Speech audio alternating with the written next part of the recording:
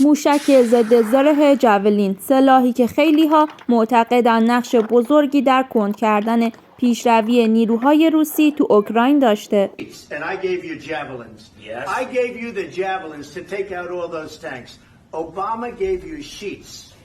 بعد از شروع جنگ، آمریکا و کشورهای غربی تصمیم گرفتن از اوکراین حمایت تسلیحاتی کنند. جاولین یکی از مهمترین سلاحایی بود که ارسال شد، چون جابجاییش آسونه، 2 نفر میتونن حملش کنن، آموزش استفاده ازش ساده است، قدرت تخریب و دقت بالایی داره، میتونه جلوی پیشروی نیروهای زرهی رو بگیره.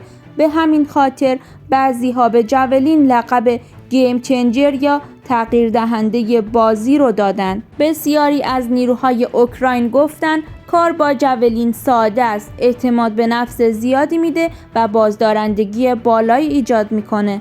جاولین یا FGM 148 جاولین یک موشک ضد تانک هدایت شونده آمریکاییه که از دهه 90 میلادی وارد خدمت شده.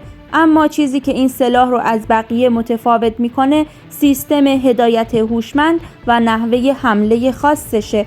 این موشک اساساً برای این طراحی شده که تانک ها و خودروهای زرهی سنگین رو از پا در بیاره. حتی تانک هایی که زره واکنشی، سیستم دفاعی فعال و حفاظهای مدرن دارن. جاولین از نوع فایر اند فورگت هست، یعنی شلیک کن و فراموش کن. سرباز فقط هدف رو قفل میکنه، شلیک میکنه و بعد میتونه فوراً جا عوض کنه. موشک خودش مسیر رو ادامه میده و هدف رو دنبال میکنه. این یعنی ریسک کشته شدن یا لو رفتن موقعیت تیرانداز خیلی کمتره، به زمان کمتری نیاز داره و مهمتر از همه خیلی دقیق عمل میکنه. تقریبا همه تانک ها و خودروهای زرهی در بالا ضعیفترین زره رو دارن. جاولین دقیقاً از همین نقطه وارد میشه. وقتی شلیک میشه موشک بالا میره، از بالا روی هدف شیرجه میزنه و سپس با کلاهک شدیدالتفجیر زره رو سوراخ میکنه.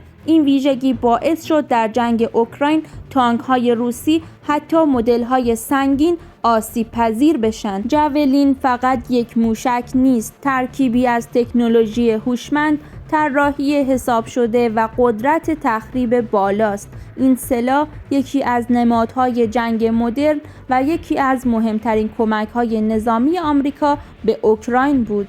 اگه از این ویدیو لذت بردید ممنون میشم کانال رو سابسکرایب و ویدیو رو لایک کنید.